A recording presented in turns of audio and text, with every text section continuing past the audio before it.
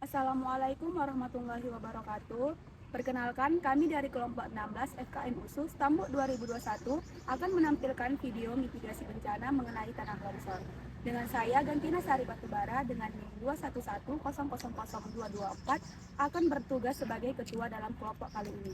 Dengan teman saya sebelah kiri, Nama saya Putri Salsabila dengan NIM 211000210. Saya Fani Ramadhani dengan NIM 211000208. Saya Viola Simanjunta dengan NIM 211000271. Hai, sebelumnya kalian tahu nggak apa itu mitigasi? Mitigasi adalah serangkaian upaya untuk mengurangi resiko bencana. Nah, baik melalui pembangunan fisik maupun penyadaran dan peningkatan ancaman bencana. Terus apa sih tanah longsor itu? Adapun pengertian tanah longsor adalah perpindahan material pembentuk lereng berupa batuan, tanah, bahan rombakan, atau material lainnya yang bergerak ke bawah atau keluar lereng. Mitigasi udah, tanah longsor udah. Terus apa sih mitigasi tanah longsor? Jadi, mitigasi tanah longsor adalah serangkaian upaya untuk mengurangi dampak atau resiko yang disebabkan oleh tanah longsor terhadap masyarakat yang tinggal atau berada di kawasan rawan longsor. Mitigasi tanah longsor terdiri atas 3, yaitu mitigasi sebelum, sesaat, dan sesudah terjadinya tanah longsor. Berikut ini adalah langkah-langkah upaya mitigasi bencana tanah longsor sebelum, saat, dan sesudah. Selanjutnya, mitigasi sebelum terjadinya tanah longsor. Yang pertama, lakukan pemetaan terhadap tempat tinggal kamu. Yang kedua, pelajari potensi terjadinya tanah longsor dengan yang pertama yaitu perhatikan curah tinggi hujan di sekitar tempat tinggal kamu. Yang kedua, lihat di rumah kamu ada terjadi rembesan hujan enggak. Yang ketiga, lihat juga sungai yang ada di sekitaran rumah kamu warnanya keruh atau dapat terjadi potensi banjir atau tidak. Jika kamu sudah melihat atau merasakan tanda-tanda tersebut, segera laporkan ke orang yang berpihak. Kemudian, ajak keluarga kamu untuk melakukan kegiatan-kegiatan yang dapat mengurangi resiko dari tanah longsor. Ikut juga dalam beraktivasi atau berperan dalam masyarakat untuk melihat kondisi lingkungan sekitar kamu agar terhindar dari tanah longsor. Dan yang terakhir, apabila sudah terbukti dan sudah berpotensi memiliki gejala tanah longsor, segeralah cari tempat untuk mengungsi agar kamu dan keluarga serta orang sekitar kamu selamat. adapun langkah-langkah saat menghadapi tanah longsor adalah yang pertama, jangan panik. Segera tinggalkan rumah dan cari tempat perlindungan yang aman dari daerah rawan longsor karena kemungkinan longsor susulan akan terjadi.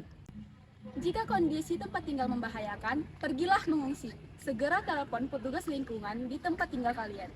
Langkah yang terakhir adalah patuh terus informasi. Jika kondisi rumah belum aman, jangan dulu pulang ke rumah. Lalu, adapun mitigasi sesudah bencana adalah 1. Jauhi kawasan tempat longsor dan pastikan kita berada di tempat yang aman. 2. Ikuti terus informasi untuk memastikan kita berada di tempat yang tepat dan aman. Lalu, laporkan kondisi atau kejadian dengan singkat dan jelas. Pulanglah ke rumah jika kondisi sudah aman. Dan yang terakhir, ikuti perintah relokasi dari pihak yang berwenang. Upaya ini melibatkan kombinasi strategi teknis, perencanaan tata ruang, pendidikan masyarakat, dan kerjasama antara pemerintah, komunitas, dan sektor swasta. Berikut adalah penjelasan secara lengkap tentang mitigasi bencana tanah longsor. Pertama, identifikasi dan pemetaan risiko. Pemetaan wilayah rentan. Identifikasi wilayah yang rentan terhadap tanah longsor dengan menganalisis topografi, jenis tanah, tingkat curah hujan, dan faktor-faktor lain yang berkontribusi pada tanah longsor. Analisis sejarah bencana. Memahami sejarah tanah longsor di suatu daerah untuk mengevaluasi tingkat risiko yang mungkin terjadi di masa depan. Kedua, penataan ruang dan zonasi wilayah. Penataan tata ruang menerapkan peraturan tata ruang yang membatasi pembangunan di wilayah-wilayah yang rentan terhadap tanah longsor.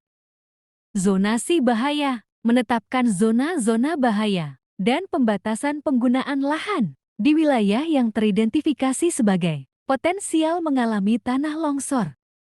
Ketiga, Infrastruktur teknis.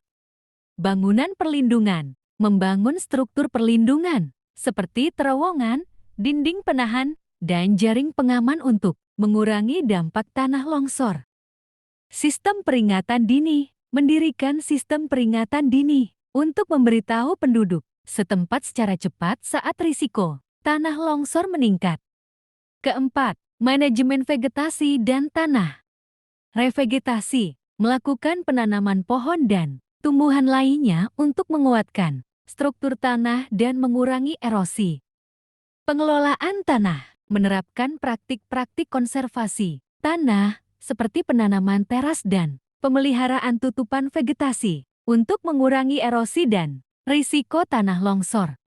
Kelima, pendidikan masyarakat dan pelatihan. Penyuluhan bencana, mengedukasi masyarakat mengenai risiko tanah longsor, tanda-tanda peringatan, dan langkah-langkah evakuasi darurat. Pelatihan tanggap darurat, melatih masyarakat dalam keterampilan tanggap darurat, termasuk evakuasi cepat dan penyelamatan diri. Keenam, pengembangan kebijakan dan perencanaan darurat.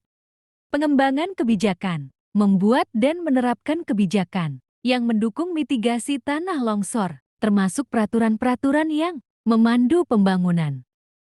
Perencanaan darurat.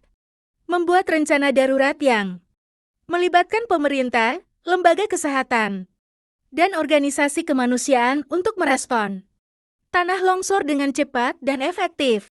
Ketujuh, survei dan pemantauan. Pemantauan tanah, melakukan survei dan pemantauan terus-menerus terhadap tanah untuk mendeteksi perubahan-perubahan yang dapat mengarah pada tanah longsor.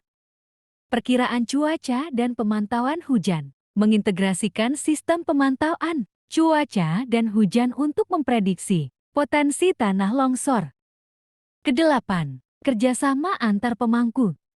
Kerjasama pemerintah dan masyarakat, mendorong kerjasama antara pemerintah, lembaga penelitian, organisasi non-pemerintah, dan masyarakat untuk meningkatkan kapasitas mitigasi dan respons terhadap tanah longsor. Melalui pendekatan yang holistik dan terintegrasi, mitigasi bencana tanah longsor dapat meningkatkan kesiapsiagaan dan mengurangi dampak bencana bagi komunitas yang berisiko. Berikut adalah cara atau upaya yang bisa kita lakukan dengan berbagai cara mencegah tanah longsor. Pertama, jangan membuat kolam atau sawah di atas lereng. Ketika kita akan membuat kolam atau sawah di atas lereng, sangat diupayakan untuk tidak membuatnya karena akan semakin meningkatkan peluang terjadinya longsor dengan adanya tebing curam terlebih pada lahan gundul sementara itu di atasnya. Juga ada kolam dan sawah yang dipenuhi air tentu membuat daya hidrostatika semakin kuat menekan permukaan tanah sehingga tanah rentan untuk tergeser, merubah dan mengakibatkan terjadinya longsor. Keadaan gawat akan terjadi jika semua air sawah atau kolam tiba-tiba menghilang karena habis terserap. Kedua, tidak mendirikan rumah di bawah tebing. Untuk masalah pembuatan rumah, carilah lokasi yang masih terbilang aman ketika hendak membangun sebuah rumah. Jika lokasi sekitar memang berbukit, pilihlah lokasi yang kiranya aman dari jangkauan luruhan tanah jika terjadi longsor. Usahakan lokasi bangunan sejauh mungkin dari kaki tebing. Contoh, jika tinggi suatu tebing 100 meter, maka usahakan lokasi rumah atau bangunan berjarak minimal 250 meter dari kaki lereng, sehingga apabila terjadi tanah longsor, tidak akan mencapai bangunan tersebut. Ketiga, jangan menebang pohon di sekitar lereng. Jika kita akan menebang pohon di sekitar lereng, tentunya tidak patut jika melakukan penebangan pohon yang berada di area lereng atau tebing. Banyak yang tidak mengetahui bahwa semakin banyaknya pohon maka semakin kuat dan stabil suatu tanah. Demikian pemaparan video dari kelompok kami. Apabila ada kesalahan dalam proses pembuatan video, kami mohon maaf. Sekian dan terima kasih. Wassalamualaikum warahmatullahi wabarakatuh. Bye-bye. Terima kasih. Jangan lupa like, comment, and subscribe.